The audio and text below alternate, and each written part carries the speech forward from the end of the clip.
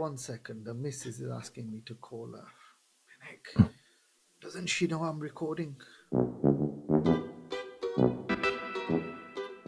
Welcome to a different corner of Fantasy Football Podcast. I'm Manish Verma, and as always, I'm joined by Dr. Luman Ali, who game week to game week is my partner in grumbling crime.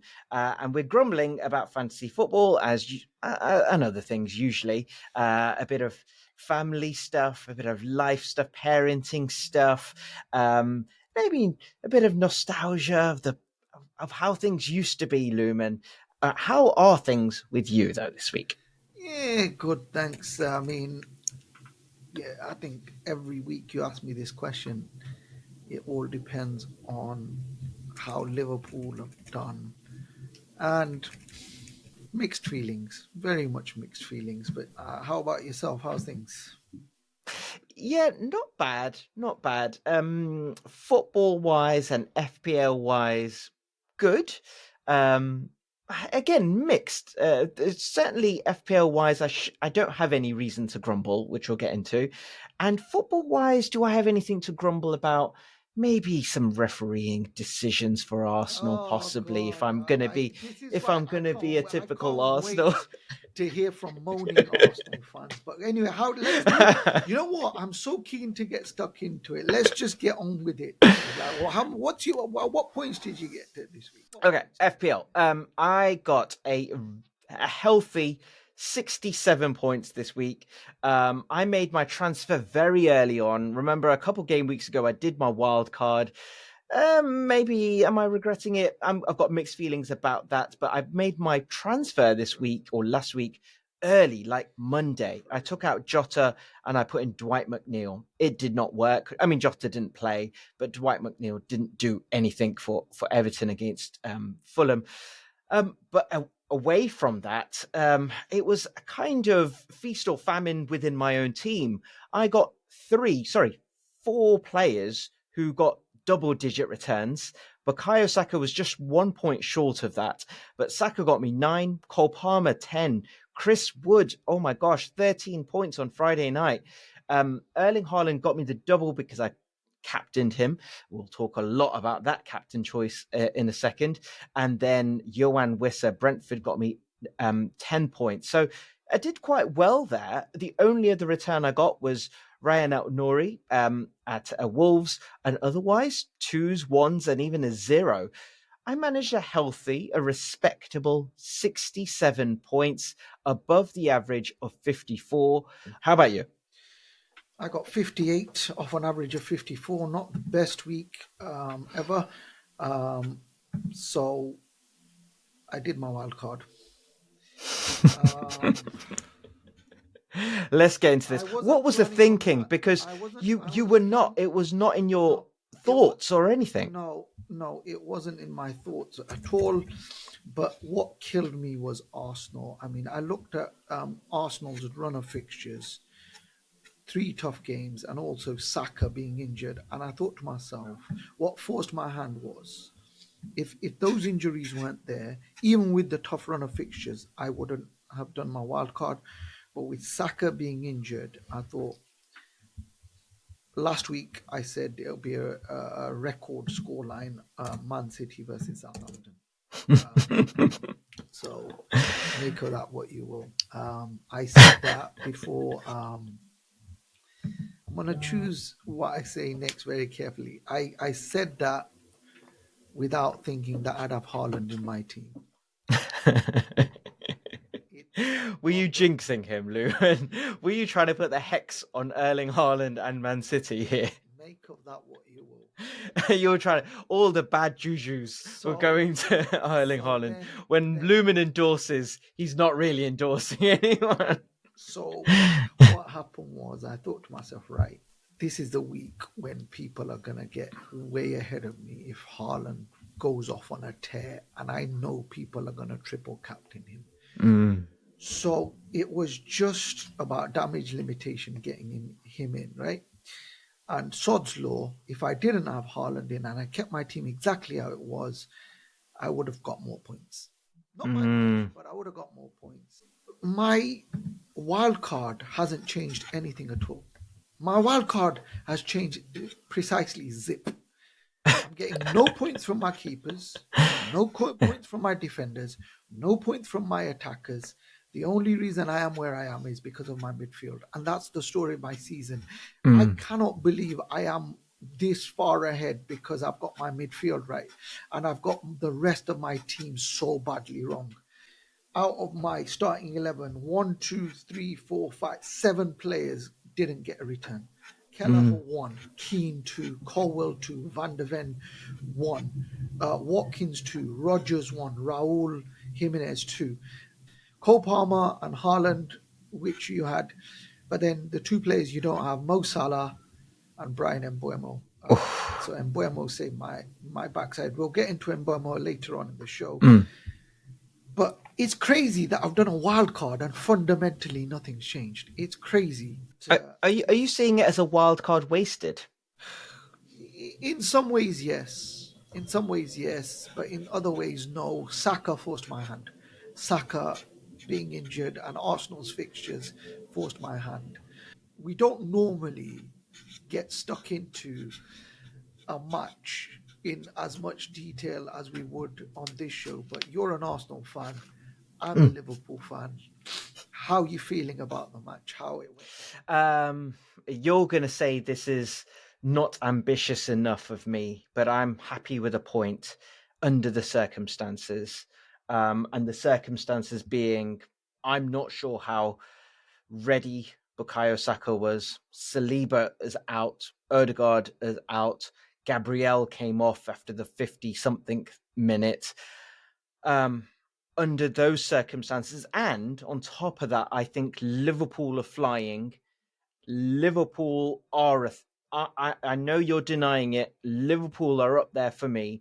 Maybe not because Liverpool have reached the Man City and Arsenal level of last season, but more that Man City and Arsenal of last season have dropped slightly to kind of close that gap. That's the way I'm seeing it. I just cannot count Liverpool out because I just think that they've got those superb players from the last 5 years who are doing it this season as well. And you've got this new coach, new manager who's got them more robust, stronger.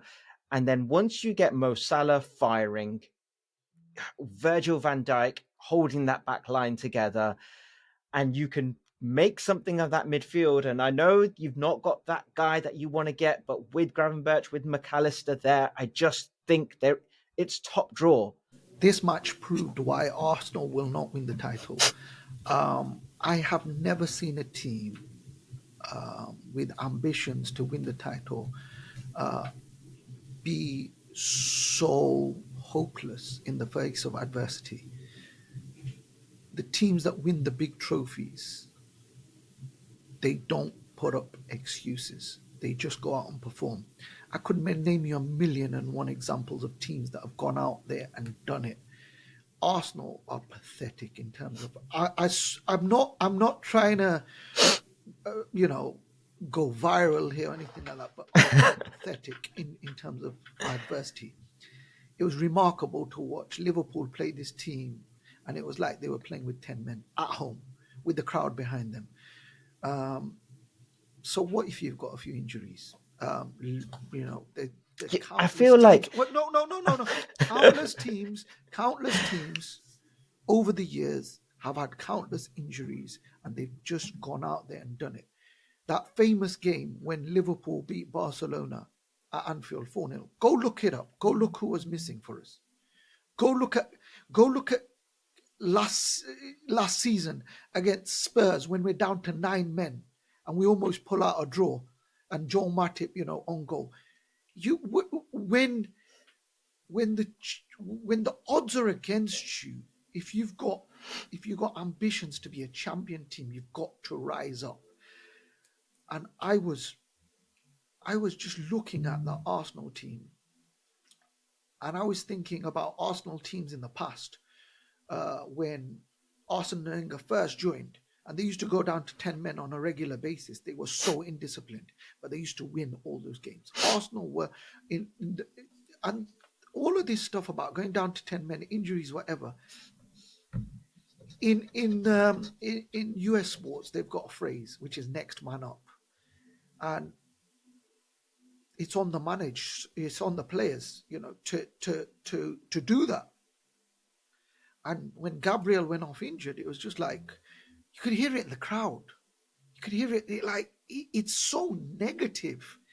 Whereas if you look at Liverpool, for example, I've seen games at Anfield when they're losing and the crowd are still going, they're still cheering them on, or when there's a bit of adversity.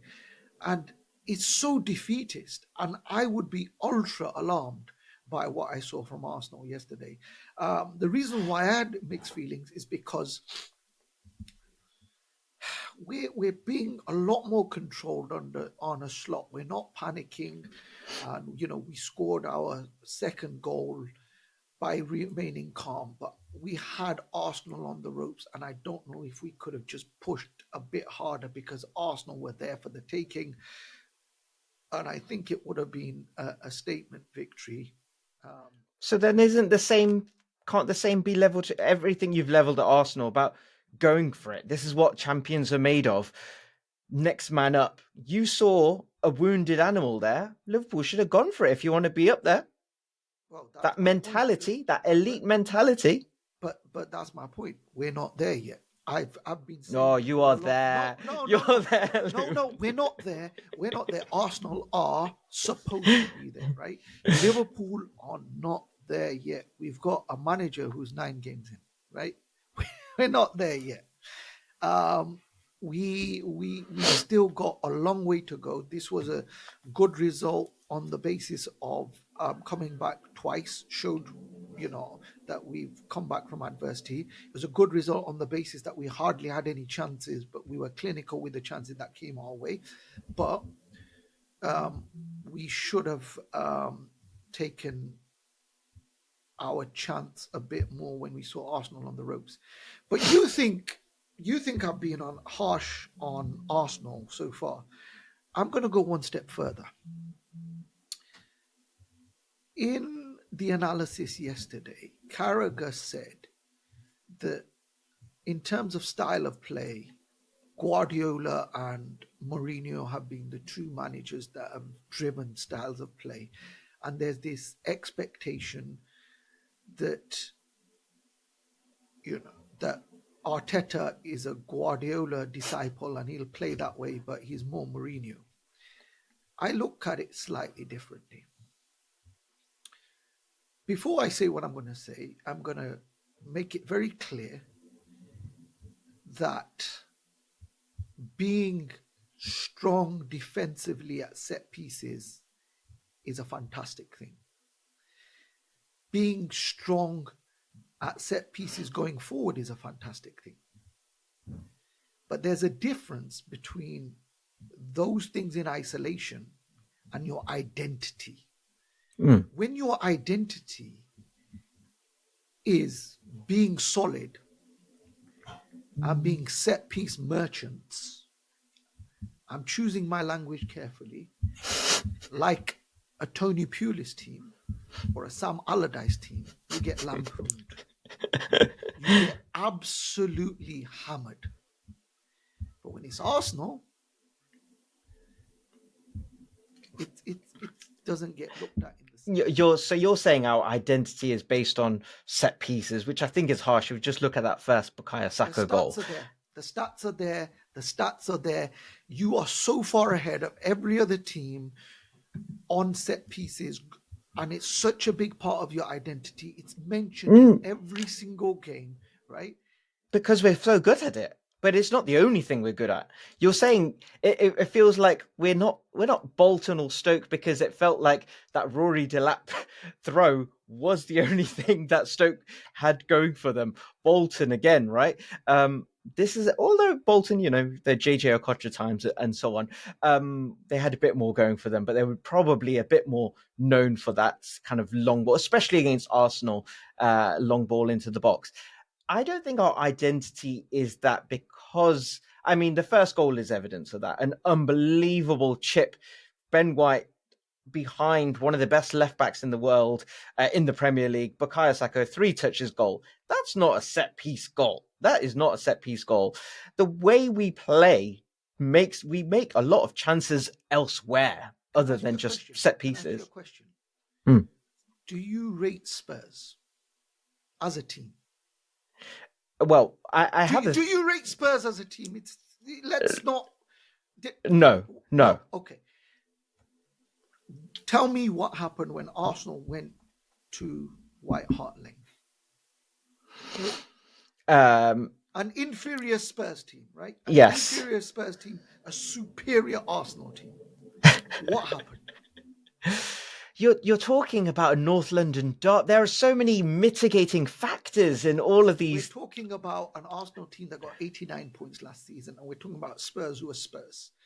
But Simple don't you as. think? Don't you think? So you don't think that? Do you think we're a different team to last season, or do you think we're the same team to last season? And if we are the same team, so what? However many points, how we get those points, does that matter?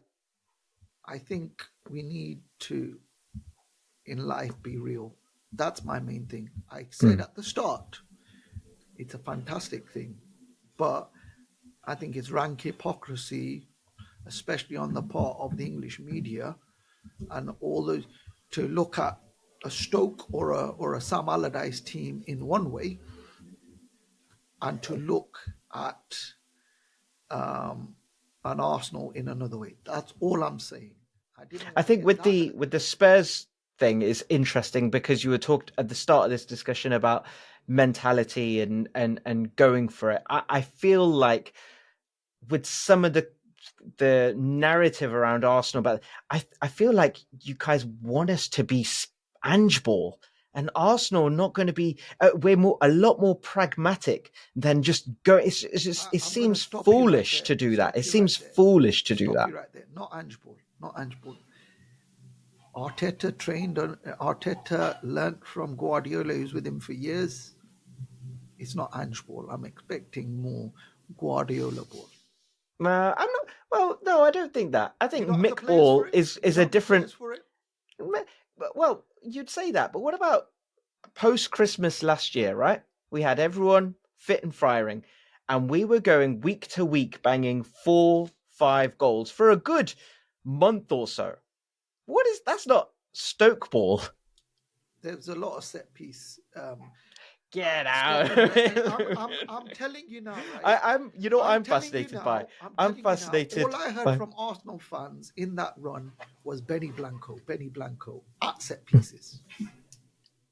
No, I'm not sure. I'm I did, very interested to because know why Mikel Arteta is what did hated so what much. I'm sure, because I heard it. Benny Blanco at set pieces. Tell me about Benny Blanco at set pieces. What did Arsenal fans mean when they said Yeah, that? It's better coming from you. Ben White, he's notorious for basically playing the devil in the box with various goalkeepers, usually goalkeepers, opposition goalkeepers, sometimes defenders, but usually just doing nonsense there to put a goalkeeper off. But that's set pieces. Yesterday, Benny Blanco chipped a beautiful ball over the top, and How Bukayo often Saka does he runs do that? onto it. He Hey, does more of the set piece stuff than he does it's the just long passes. noticeable more. It's just more noticeable. It's just more noticeable. But anyway, Arsenal ended Arsenal Liverpool ended 2-2 yesterday. Um, Apart from the scoreline, was there anything else that you wanted to take away from that? From an FPL point of view, you took out Saka.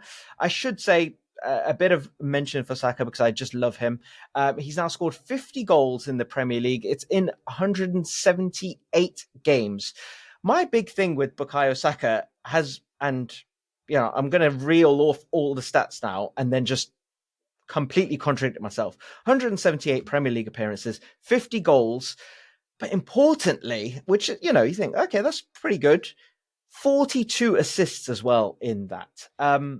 He, for me, has always been like, oh, he's consistent. He's Mr. Consistent. Man, for £10 million, is that enough? You get an assist, and then occasionally a goal. Not often a brace or more than that. But in 178 appearances, 92 goal involvements, one of the youngest players to reach 50 goals in the Premier League. And I'm saying all this, Lumen, and I'm about to tell you that I'm very tempted to take him out of my team, which is completely contradictory. But you took out Bukayo Saka. Now he is back if he's fit at all. Will he be getting back into your team? Oh, definitely, he's well worth the money. The only reason why I took him out was because the injury stuff. Mm. And to be honest with you, the stats aren't, on face value, the way you made out, it seems impressive. But I could do that if I was playing since the age of 2, without a break, without a break. So, Just injured, whatever, chuck him in. Yeah, since the age of two. it's and without a break as well. So let's put that in. But you had a fantastic week because I've got to take a deep breath because I've slept on him Go because on. of Chris Wood. God Almighty, you think he's going to carry this on for a while? Uh, he has got, what is it now, 7 goals this season. Is he second to Erling Haaland as well? Is his best haul of the season with 13 points, 2 goals, in the East Midlands derby. Is he going to carry it on? Well, his next 2 games are home to West Ham and Newcastle. He's got Arsenal away after that, but then Ipswich at home after that. Chris Wood owners aren't selling him anytime soon. The way Nottingham Forest also play, it's all around him. He's not doing any moving. He is the penalty box guy, and your Hudson Odois, your Alangas are all around him making things happen. It feels very much like the East Midlands Crystal Palace. That's what, last season we were Yeah. talking about Elise Eze Mateta. It feels very much like that to me. Big man who knows where the target is and players around him. Um, I said I had mixed feelings about my wild card. Was I too hasty? Because I changed my front line from Watkins, Havertz, and Jackson to Wood, Wissa, and Haaland. And apart from Nico Jackson, I probably have done okay. Nico Jackson's returned both weeks, and I didn't expect him to. Ollie Watkins is disappointed this weekend. You would have thought at home to Bournemouth he would have done something. I expected him to. And I'm glad he didn't for my FPL Yeah. points. But yeah, Chris Wood has been superb player. How long can he carry this on? Possibly longer than we think. Well, before we talk about Brian Mbeumo, this segues nicely into our next segment, which is forwards. And I've got a nickname for you. Go on. I'm going to call you the forward whisperer from now on. Because from game week 1 to now, you have got it absolutely right all the way through on forwards. Your forwards have been doing it. My forwards, I've got it wrong disastrously all the way through, pretty much, right? But you've managed to get the right forwards in at the right time. You've not fallen for the Isaac trap or the Solankis. You've not gone for Watkins when he's not doing well. All the guys you've had, Jackson has done it when you've had him. Havertz has done well when you've had him. Chris Wood has done it when you've had him. What's the secret? Well, 15 years ago, Lumen, 15 years ago, um, Boy Better Know, the grime group, Boy Better Know, BBK released this track which was called Too Many Man. And it was a banger. Too many man, too many man. And that's how I feel about forwards right now in the FPL because there's too many man I None want of to them are get. doing it for me. None of them are Well, doing it for me. Lumen, Chris Wood, Johan Wissa, we've already talked about. Erling Haaland, we need to talk about. Danny Welbeck again. But the one that I really, really want, the one I'm desperate to, and I'm going to say something wild, but Cunha at Wolves is the one I want to get because he scored at the weekend. Wolves, I feel, might have made might have turned a corner. They've got Crystal Palace at home next, and then they've got Southampton at home after that. Cunha is going to score goals in the next two game weeks. They're, away from Cunha, Jackson is another one who's again doing it still. There are too many men, and it's week to But week none of now. them do it for me. You're not getting the man's right. You're not getting the man's right. I mean, even Delap at Ipswich got another goal this weekend, Um, It's just they're like not. I'm gonna be straight up. Because you're the forward whisperer, I must just have the same forward line as you. Well, the one Lumen. What do you think of this as a move? I can't get rid of Chris Wood. We've just talked about him. I feel like I can't get rid of Johan Wissa because he's just returned. He's got a goal and an assist, and they've got Fulham away, Bournemouth at home. I don't think the Batman and Robin, Mbeumo and Wissa situation. So the only other striker I can get rid of to get Cunha in is Erling Haaland. Is Am I just in cuckoo land to getting out Erling Haaland to put in Cunha? Is that just nonsense? Let me read out this message that you sent me. A goal for Wood, you can change Wood for any player, Cunha, whatever, is the same as a goal for a Havertz or Watkins or Jackson or Holland. That was my thinking. Yes, the others play for bigger and better teams, but will they score more? Will they score more? I think so. For Havertz, I think Wood and Havertz is probably similar, actually. Um, will Erling? I think the next two game weeks, Cunha is going to score more goals than Erling Haaland, and that's the. But how can I get rid of Erling Haaland for Cunha? That's my big problem. The Hurling headache, Lumen. Let's talk Erling Haaland. Scored a goal. All those triple captainers. I feel sorry for you. I'm laughing inside, but I do feel sorry for you because it's a bad one at home to Southampton. And I feel sorry for you because actually Erling Haaland should have scored a hat trick. I saw the highlights. It wasn't that he only had one chance.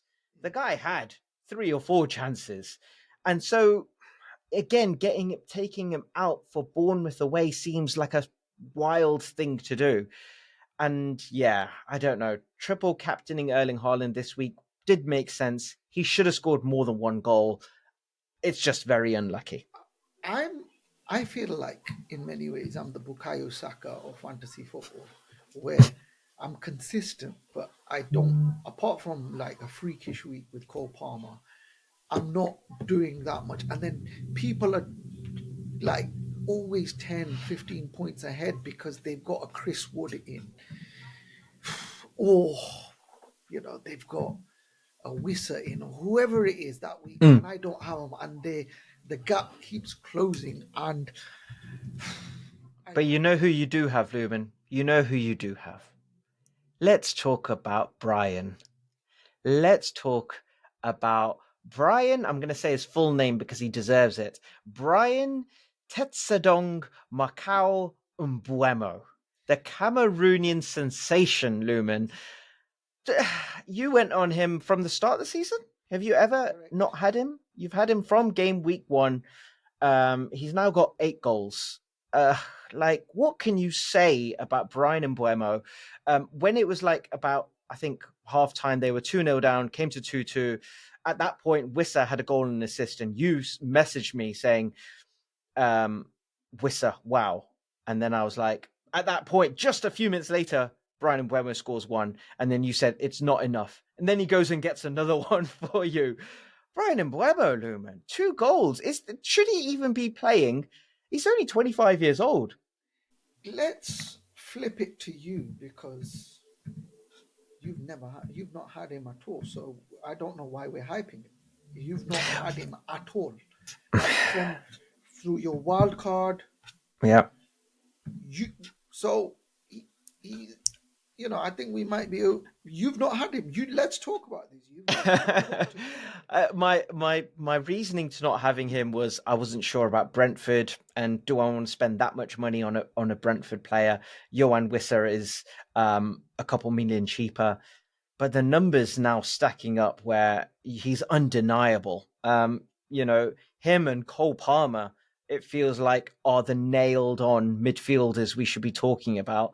And Mo Salah, really. Can you fit all of them and Saka in your team? I don't know. Why don't I still have him? It's someone I need to get in, basically. And fixtures wise, Fulham away, Bournemouth at home, Everton away, Leicester at home. They've got good fixtures coming up. And we talked about Batman and Robin last week. And if you can't get Batman, can you get Robin? Actually, Brentford is a team where you might be looking at getting Batman and Robin in because they're now also back together.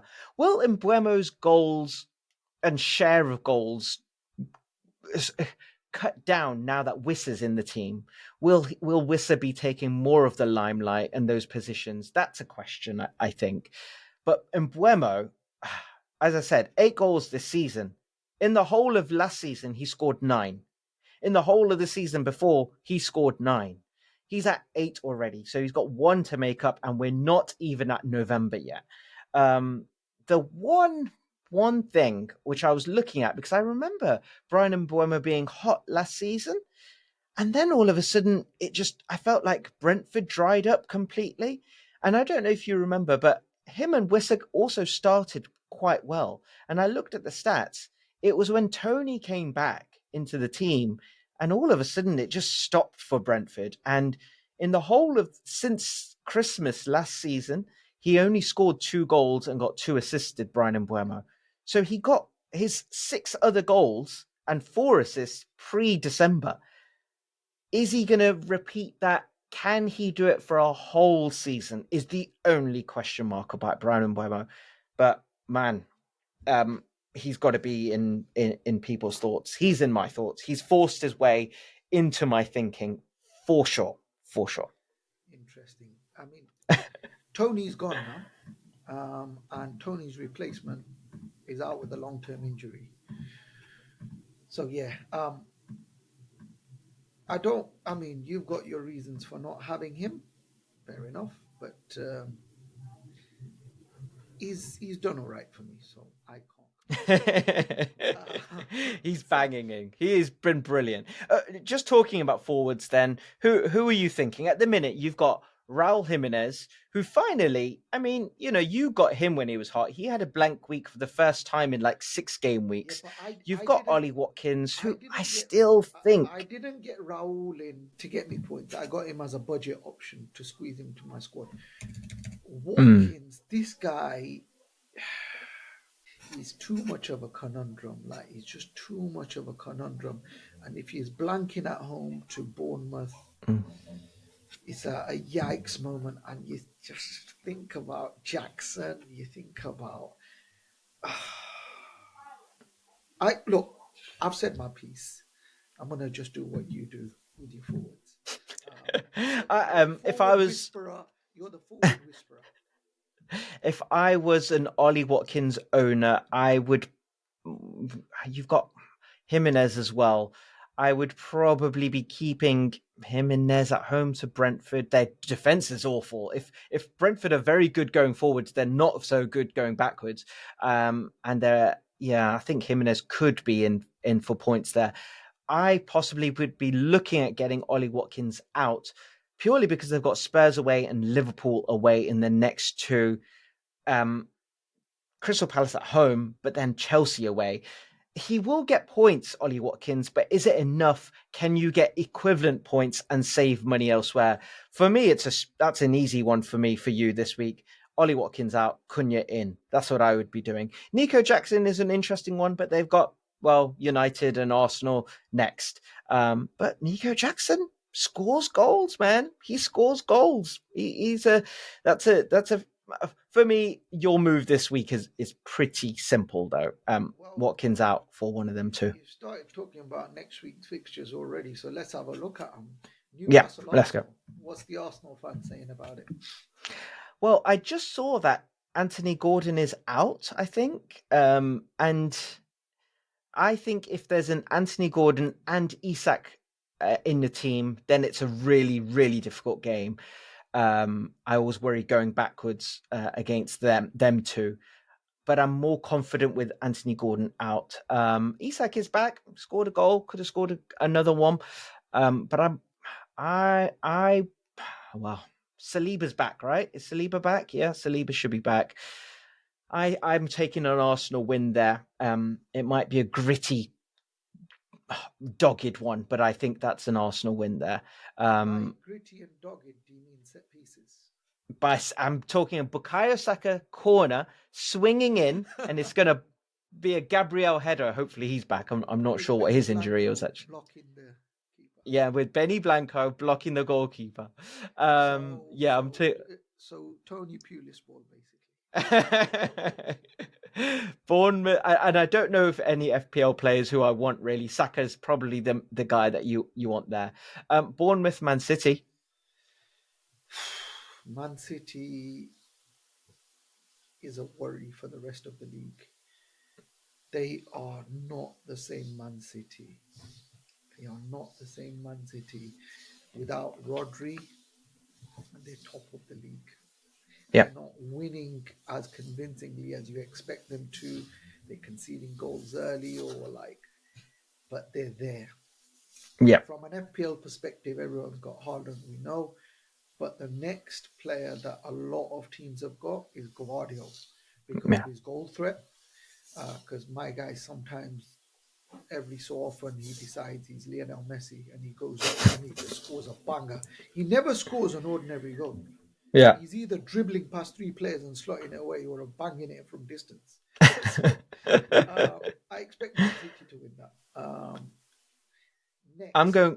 I'm going curveball on that one. By the way, I think Bournemouth are getting points there. I agree with you. Man City without Rodri, without De Bruyne, and actually once they come back, they're just warming them up for their second half of the season where they do that ridiculous run. It's classic Man City of the last few years. But I think they might drop points here at Bournemouth. okay. Um, Ipswich at home to Leicester. Wow, what a big match that is for both.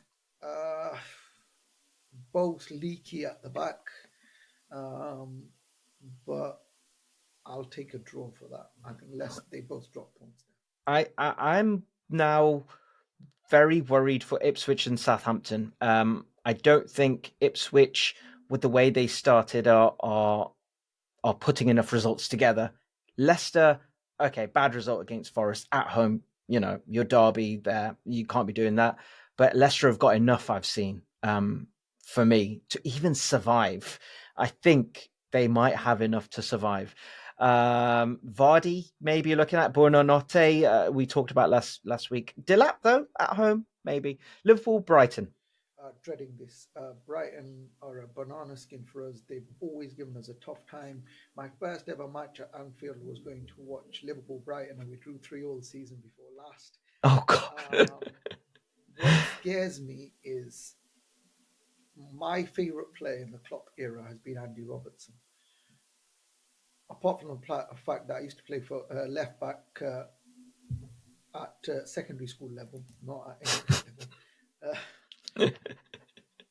Also, his attitude is all amazing, spot on, warrior spirit, never say die hard attitude. And last season or two, he's been getting a lot of flack from a lot of fans, and I've defended him. But what happened to him against Saka was worrying. And Brighton have got some absolutely lethal wingers in the likes of Mitoma and Minte. So I think we drop points here because Brighton, I don't think we'll lose, but I think it'll be a draw. Um, hmm. I think Liverpool winning that, but I think Brighton are scoring. Brighton an odd one, home to Wolves and they draw. Danny Welbeck is on fire. Evan Ferguson came out of nowhere, by the way. Where's he been all this time? And now all of a sudden comes out. I Is think he Liverpool that is he on the forward whisperers watch list? Danny Welbeck. It's Wele. It's Wele at Brighton. There's no one else. He's just been so good this season. I'm not going anyone other than him. But Brighton's fixtures aren't particularly tasty. Forest at home to West Ham. I think that's a Forest win. I think what's interesting is You called Forest the Crystal Palace of the Midlands, right? I think you got it slightly wrong. I think Forest are more Wolves because you love Wolves last season and you love Forest this season because Yeah, not only have you got Wood, you got Ola Aina. So yeah, you're big on Forest. yeah. And tell you what, I've got David Raya in goal. I'm going to be taking him out to save some about 1 million, and I'm getting the Forest goalkeeper in soon as well. I just like him. He's a big, commanding presence, and Forest aren't bad go at the back.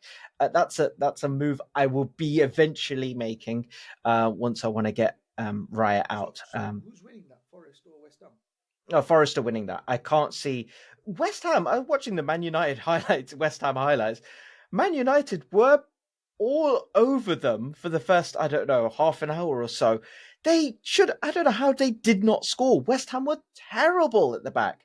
Um, yeah, West I'm needing Chris Wood gold there.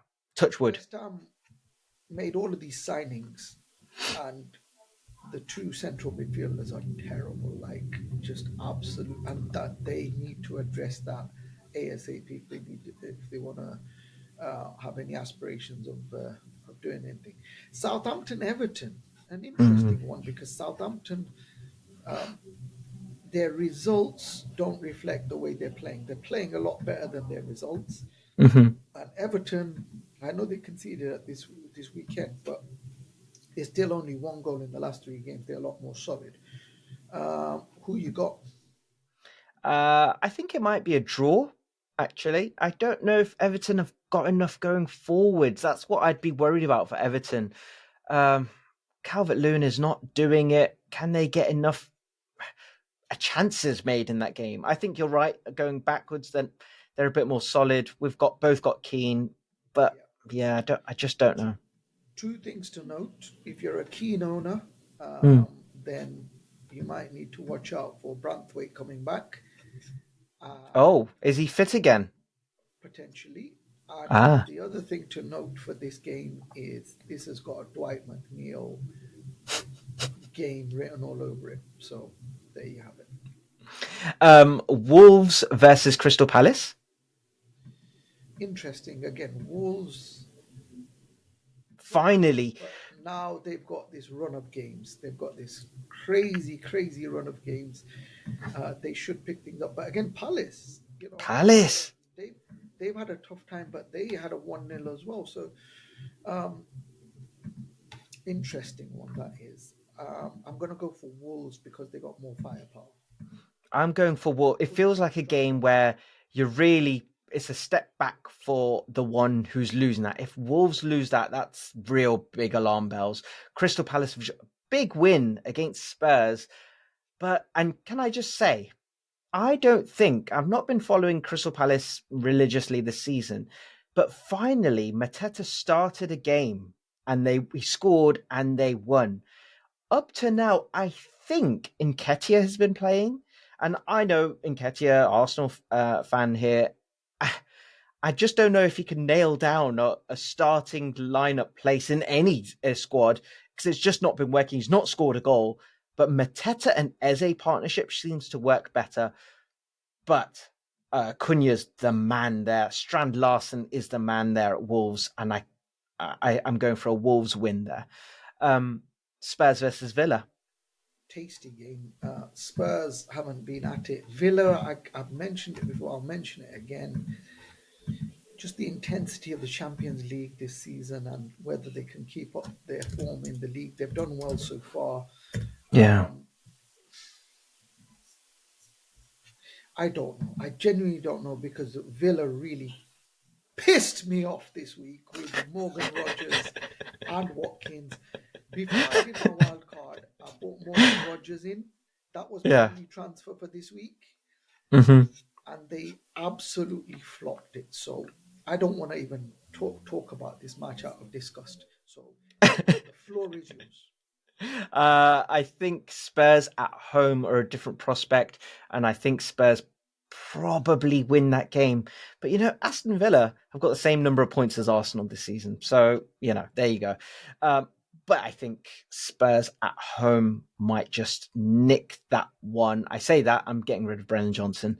Man United at home to Chelsea. The Ruud van Nistelrooy era begins. It's a juicy game because That you is. see now whether they carry on with the same issues or if there's a new manager bounce.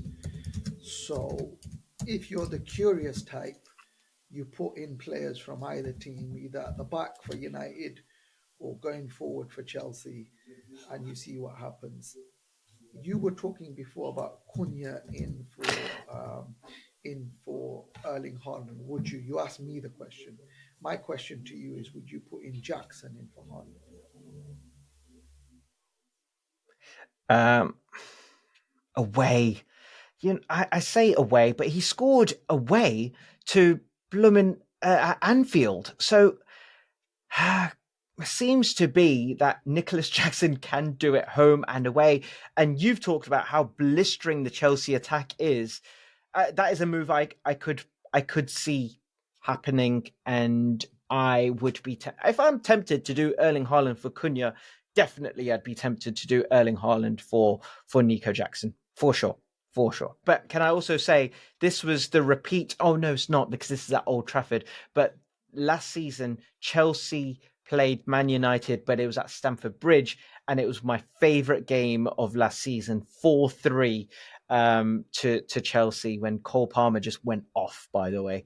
And, he's probably going to be in the points again against Man United. So possible captaincy, possibly a bit of a differential captain there. Actually, it's an interesting one for captain. Oh no, it'll be Mo Salah home to Brighton. That's the one most people will go for, won't they?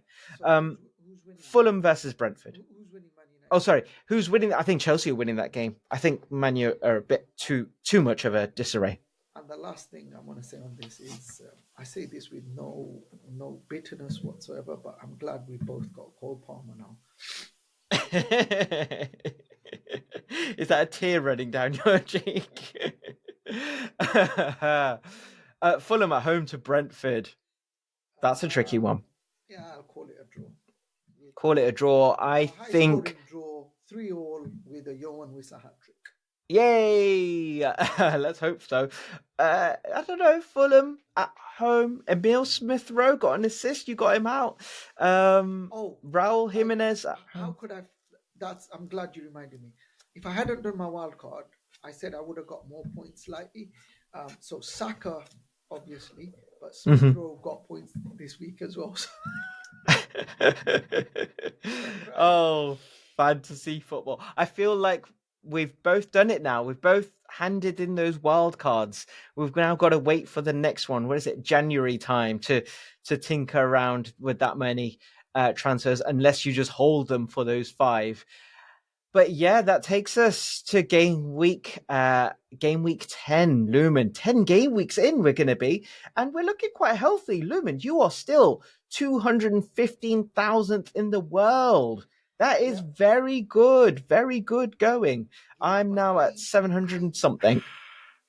I need a Chris Wood in my life. I need a Johan Wissa. I need a guy that it's just There's too many men, I told you, because no for you the Cunha, rules, there's but Welbeck, there's Delap if you wanted, there's they're not Jimenez, doing it for there's me. so many. They're not doing it for me. They're doing it for you. The only reason I am where I am is because my midfield has done it for me. Um, lots of things to think about, but regardless, we'll be there. We will be there.